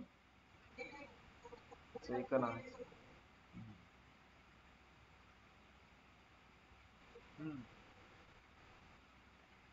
ओके तो देखो वेरिएबल कॉस्ट, वहां पे हमने लिखा था cost which does not change with number of units produced और सोल्ड. तो वेरिएबल कॉस्ट को डिफाइन करते हैं cost which changes with each unit produced or sold. Cost which changes with each unit produced or sold. जैसे कि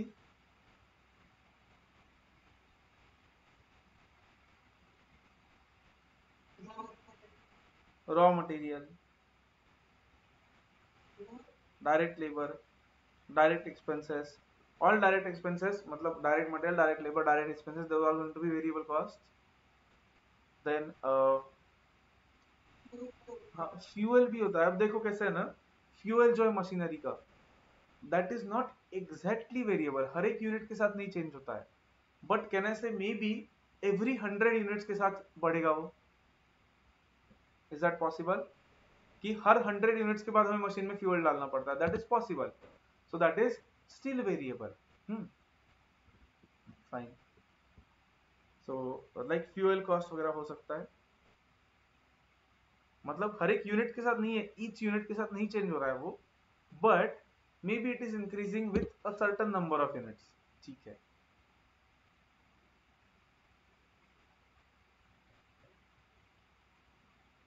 और कुछ? But security charges हम यूनिट्स पे डिपेंड करेंगे क्या कि इतने यूनिट्स हुए तो इतना पे करेंगे? नहीं राइट. बोनस हो सकता है, वर्कर्स को जो बोनस दे रहे हैं, even if it is indirect cost, ऐसा हो सकता है कि इतने सेल्स हुए तो आपको 5% बोनस मिलेगा, तो फिर वो वेरिएबल होगा प्योरली. ठीक है. फिर सेल्स कमीशन हो सकता है एंड सो ऑन. ठीक है. तो वेरिएबल आ गए. अब वापस ऐसा ही करते हैं, टोटल कॉस्ट यूनिट्स पर यूनिट कॉस्ट. लेट्स से जब 5000 यूनिट्स प्रोड्यूस करते हैं हम, तो हमारा कॉस्ट आता है 20,000 रुपीज. मतलब पर यूनिट कितना हो गया?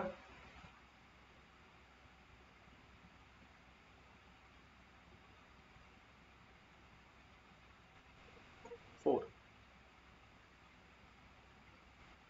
तो वेरिएबल है, इसका मतलब आइडियली फिर 10,000 यूनिट्स हुए तो कॉस्ट भी डबल होना चाहिए. कितना हो जाएगा कॉस्ट?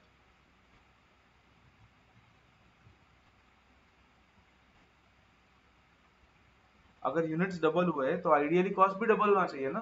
कितना हो जाएगा फिर कॉस्ट? 40,000. पर यूनिट कितना हो रहा है फिर? सेम. राइट. कहने से logically this is correct, per unit पे सेम ही रहना चाहिए, क्योंकि वेरिएबल कॉस्ट कहने से हर एक यूनिट बढ़ेगा तो कॉस्ट 4 रुपए से बढ़ रहा है मतलब हमारा. तो with every unit our cost is increasing by 4 rupees. That means per unit cost तो 4 ही रहेगा हमारा, एंड टोटल कॉस्ट चेंज होता जाएगा. तो जैसे हमने फिक्स्ड कॉस्ट के लिए देखा, वैसे ही कहने से वेरिएबल कॉस्ट के लिए हम उल्टा बोल सकते हैं कि variable cost remains same on per unit basis but changes on total basis. Is it clear to everyone?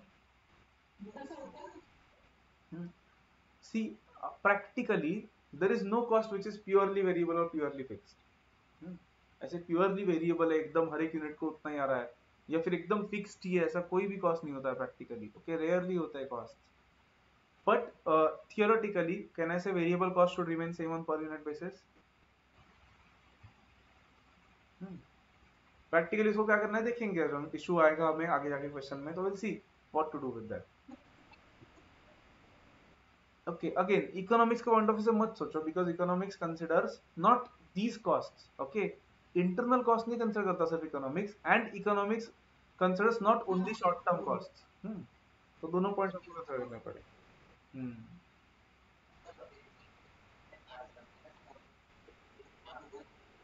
Economics में सी, इकोनॉमिक्स में the point is we don't consider only internal costs. Okay, economics में we consider external costs also and other cost also. Okay, मतलब हाँ correct. Whereas costing में we are only concern with हमारे internal cost, and एक कोई और concept भी है थोड़ा सा, वो देखेंगे, अपॉर्चुनिटी कॉस्ट नाम का. बट कॉस्टिंग में we are concern with our internal management. हाँ, मैथ्स में भी देखा है हमने और इकोनॉमिक्स में भी है. बट costing में we are concerned with internal management of the business, so we are concerned only with maybe next month, next quarter, next year, right now. Right now we are not thinking about long term decision making. That is why economics के concept यहाँ पे apply नहीं होंगे.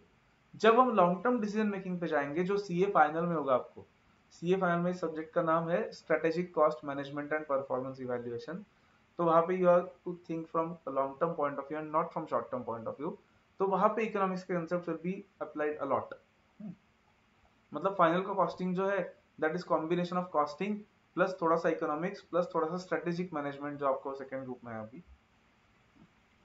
तो ठीक है, लिखने से पहले और एक चीज मुझे बोलो सर, अगर 15,000 यूनिट्स हो गए तो कॉस्ट कितना होगा टोटल? करेक्ट, उतना मतलब 4 से ही मल्टीप्लाई करेंगे फिर भी, सो 60,000 आ रहा है. करेक्ट.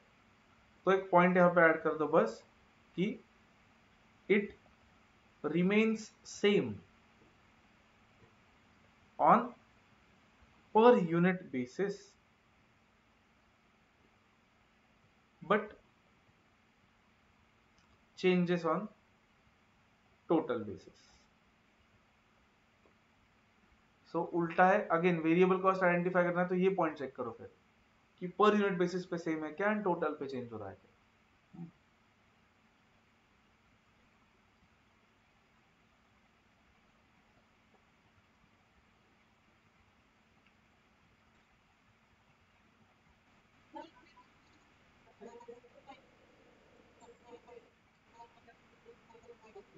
क्यों टाइम नहीं है हो रहा है क्या मैच पहुंचने के लिए वहां पे?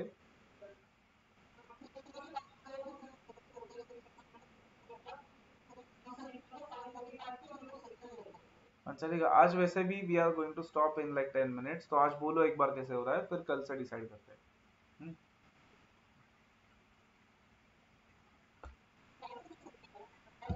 तुम ही दूर रहने वाले हो बहुत, क्योंकि ये बाकी लोग, तुम वहीं पे रह रहे हो ना अभी भी, इम्प्रेशंसगढ़ में? हाँ. अच्छा, वहाँ पे. Okay okay. तो दिखो आज एक बार. अच्छा, नरेन वहाँ पे रह रहा था. Okay okay. बोलो एक बार आज जाके कि कैसे टाइम मैनेज हो रहा है, फिर विल डिसाइड फ्रॉम टुमारो.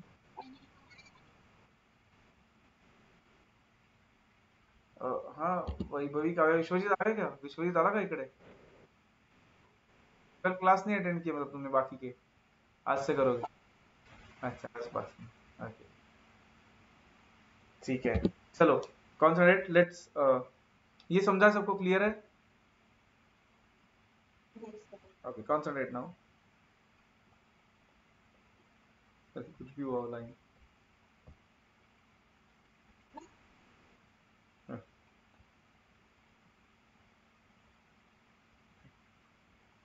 जब हम 0 यूनिट्स प्रोड्यूस करेंगे तो वेरिएबल कॉस्ट भी कितना आएगा फिर? 0, क्योंकि रॉ मटेरियल है सपोज, तो परचेस ही नहीं करना पड़ेगा 0 यूनिट्स के लिए. कहने से हर एक यूनिट के साथ 4 से बढ़ेगा वो. मतलब एक यूनिट के लिए 4, सेकेंड के लिए 8, 12, 16. कहने से it will be a straight line like this. Hmm, क्यों? क्योंकि कहने से variable cost will be units, मतलब x मतलब 4x, करेक्ट ना? 4 into number of units. And ये लीनियर इक्वेशन है, लीनियर इक्वेशन का स्ट्रेट लाइन आता है ग्राफ, याद होगा आपको शायद।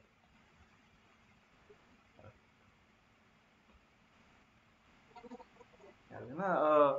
वो जो नेक्स्ट चैप्टर है ना हमारा, मटेरियल का चैप्टर जो होने वाला है, उसमें एक जगह पे we are going to see derivatives. तो लेट्स सी तब कितने लोगों को याद रहते हैं।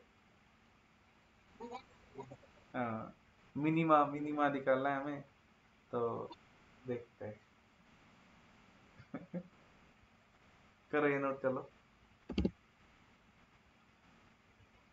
अच्छा, वैभवी का रिएक्शन टाइम पे था क्या? वो ओके ओके, देखते टाइम का, will decide.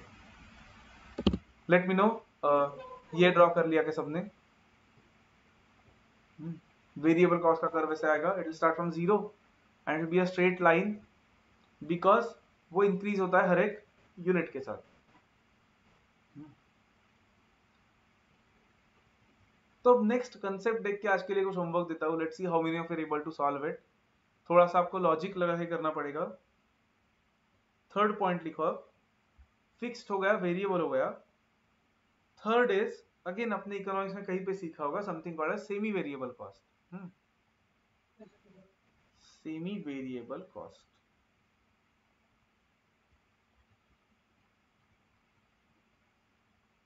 Semi variable cost मतलब क्या? Cost which is partly variable and partly fixed.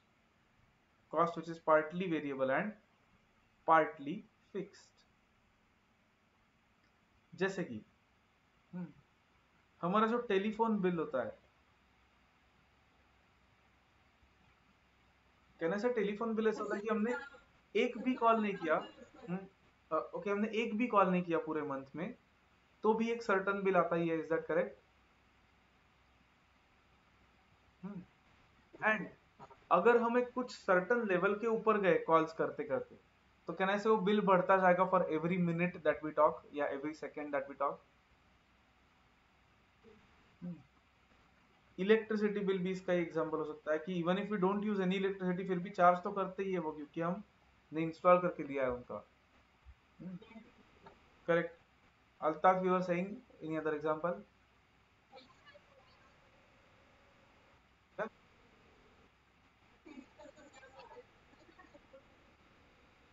अच्छा, टीवी का रिचार्ज, ओके। मतलब कोई तो फिक्स्ड एंड उसके ऊपर जो चैनल लेने हैं आपको दो वैसे। बट वो वेरिएबल के कंटेक्स्ट में नहीं वर्क करेगा ना, बिजनेस कंटेक्स्ट में, क्योंकि यूनिट के साथ नहीं चेंज होता ना, वो चैनल्स के साथ चेंज होता। That is correct, that is correct, that is correct. ऐसा है कि अगर एक्स्ट्रा चैनल लेने तो एक्स्ट्रा पैसे, that is semi variable cost है। Good. Now understand, in reality ऐसे एग्जैक्टली सेमी वेरिएबल कॉस्ट जो है कि up to a certain point telephone bill इतना ही कॉस्ट आएगा, उसके ऊपर कॉस्ट बढ़ता जाएगा। हम्म, मतलब लॉजिकली सब लोग देखो, कैनेसिस का ग्राफ ऐसे आएगा कि जीरो मतलब एक थोड़े यूनिट्स तक, लेट्स से टेलीफोन पोस्टपेड है हमारा फोन का, कहने से एक भी कॉल नहीं किया तो भी बिल आता ही है, एक भी कॉल नहीं किया तो भी बिल आता है। Is that correct? हाँ, मतलब एक भी कॉल नहीं किया तो भी we get a bill, is that correct? मतलब यहां से स्टार्ट होगा 0 यूनिट्स किया तो, एंड फिर जैसे कॉल करते जाएंगे वो बढ़ता जाएगा like this. Does everyone agree?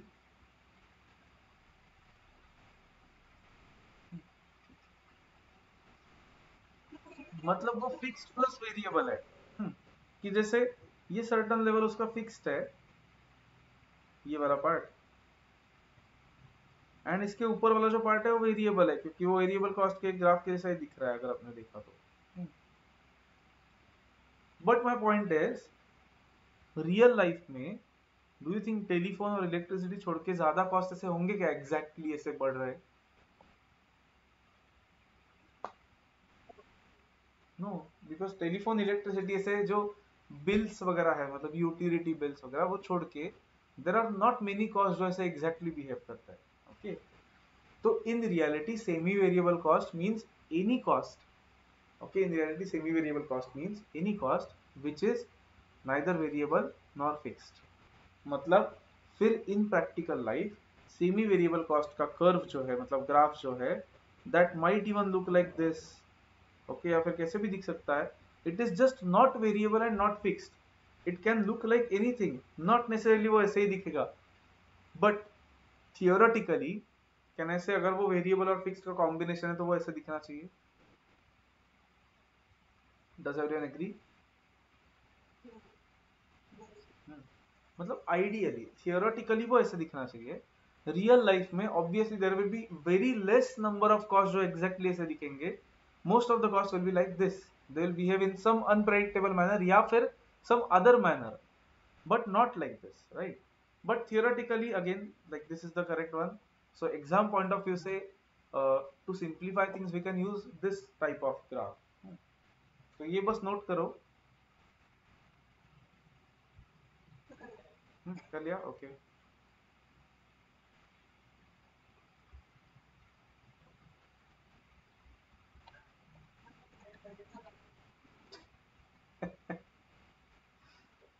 मैं आपको फाउंडेशन में बोला था inter is going to be the most hectic year of your life.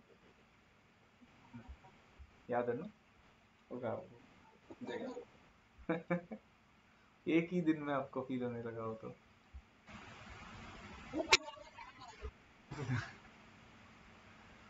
ठीक है, डन. लिखा सबने? यस.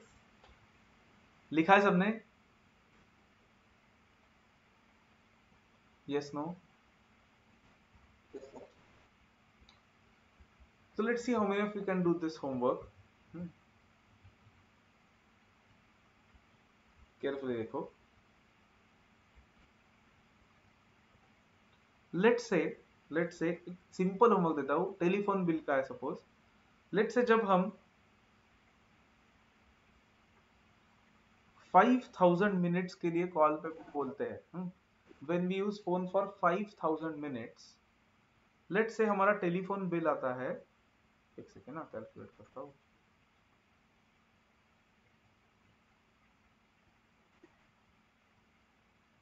लेट्स से हमारा टेलीफोन बिल आता है ₹3300. When we speak on phone for 7000 minutes, हमारा टेलीफोन बिल आता है ₹4500. So the question is, if we speak on phone for 10,000 minutes, हमारा टेलीफोन बिल क्या आएगा?